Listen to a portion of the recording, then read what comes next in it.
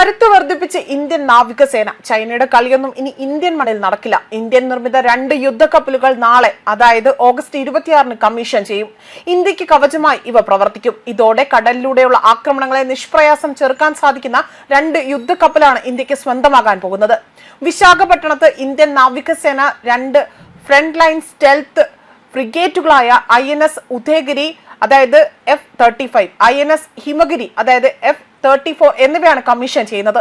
ഇന്ത്യയിലെ 2 അഭിമാനകരമായ കപ്പൽശാലകളിൽ നിന്നുള്ള 2 പ്രധാന ഉപരിതല യുദ്ധക്കപ്പലുകൾ ഒരേ സമയം കമ്മീഷൻ ചെയ്യുന്നത് ഇതാദ്യമായിട്ടാണ്. ഇതോടുകൂടി തന്നെ രാജ്യത്തിന്റെ വ്യാവസായിക സാങ്കേതിക ശേഷിയും തദ്ദേശീയ ശേഷിയാൽ തന്നെ പ്രാദേശിക ശക്തി സന്തുലിതാവസ്ഥയും ഒക്കെ പ്രകടിപ്പിക്കുന്ന 3 ഫ്രിഗേറ്റ് സ്ക്വാഡ്രൺ ഇന്ത്യക്ക് ലഭിക്കും. പ്രോജക്ട് 17A ക്ലാസ്സിലെ 2ാമത്തെ കപ്പലായ ഉദയഗിരി മുംബൈയിലെ Mazagon dock ship builders limited നിർമ്മിച്ചതാണ്. കൊൽക്കത്തയിലെ garden reach ship builders and engineers നിർമ്മിച്ച അതേ ക്ലാസ്സിലെ ആദ്യ കപ്പലായ ഹിമഗിരിയും ഇതിനോടൊപ്പം തന്നെ ചേരും. ശിവലിംഗ് ക്ലാസ് ഫ്രിഗേറ്റുകളുടെ പരീക്ഷിച്ച പതിപ്പാണ് പ്രൊജക്ട് 17A ഫ്രിഗേറ്റുകൾ എന്ന് പറയുന്നത്.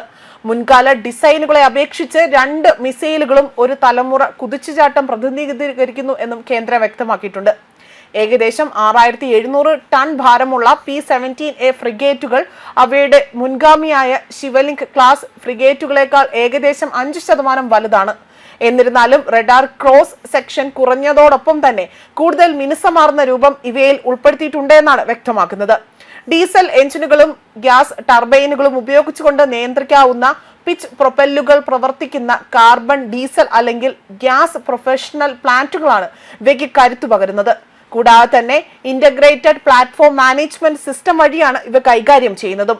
സൂപ്പർസോണിക് സർഫസ് ടു സർഫസ് മിസൈലുകൾ, medium range surface to air മിസൈലുകൾ, 76 mm MR ഗൺ, 30 mm, അതേപോലെ 12.7 mm ക്ലോസ് ഇൻ ആയുധ സംവിധാനങ്ങൾ, ആന്റി സബ്മറൈൻ അണ്ടർ വാട്ടർ ആയുധ സംവിധാനങ്ങൾ എന്നിവ ആയുധ സ്യൂട്ടിൽ ഉൾപ്പെടുന്നുവെന്നും പ്രതിരോധ മന്ത്രാലയം പുറത്തിറക്കിയ പ്രസ്താവനയിൽ വ്യക്തമാക്കിയിട്ടുണ്ട്.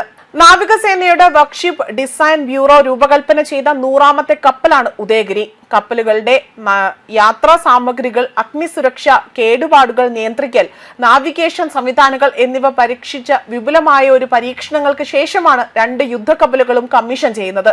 കൊൽക്കത്തയിലെ garden reach ship builders and engineers നിർമ്മിക്കുന്ന P-17A കപ്പലുകൾ ആദ്യത്തേതാണ് INS ഹിമഗിരി. അതുപോലെ ഇന്ത്യ നേരിടുന്ന പ്രധാന വെല്ലുവിളി ചൈനയുടെ വളരുന്ന സമുദ്ര വികസനം തന്നെയാണ്. ഇന്ത്യൻ സമുദ്രത്തിലെ തന്നെ മുത്തുകളുടെ ചരട് അത് നയിക്കാൻ കഴിയിൽ ഗദ്വാർ, അതായത് പാകിസ്ഥാൻ, ഹംബത്തോട്ട, അതായത് ശ്രീലങ്ക, ചിറ്റാഗോങ്, അതായത് ബംഗ്ലാദേശ്, ജിംബൂട്ടി എന്നിവിടങ്ങളിൽ ചൈന തങ്ങളുടെ ഒരു പിടി ഉറപ്പിച്ചിട്ടുണ്ട്. അത്തരമൊരു സാഹചര്യത്തിൽ കൂടിയാണ് നീലഗിരി ക്ലാസ് ഫ്രിഗേറ്റുകൾ ഇന്ത്യക്ക് ശക്തമായ ഒരു പ്രതിരോധമായി തന്നെ പ്രവർത്തിക്കുമെന്ന് വ്യക്തമാക്കുന്നതും. സമുദ്ര വ്യാപാര പാതകളെ സംരക്ഷിക്കുക മാത്രമല്ല ഇത് ചെയ്യുന്നത്. മലാക്ക കടലിടുക്ക് മുതൽ ആഫ്രിക്ക വരെയുള്ള ഇന്ത്യൻ മഹാസമുദ്ര മേഖലകളിൽ ഇന്ത്യയുടെ നാവിക സാന്നിധ്യം വിശ്വസനീയമായ രീതിയിൽ എത്തുമെന്നാണ് ഇപ്പോൾ ഉദ്യോഗസ്ഥർ ഇതിലൂടെ വ്യക്തമാക്കിയിരിക്കുന്നത്. ന്യൂസ് ഡെസ്ക് കർമ്മ ന്യൂസ്. ഈ ഓണത്തിന് ഗുബു നന്ദുരുചി മാട്ടിൽ വക്കാലക്ക ഓഫർ.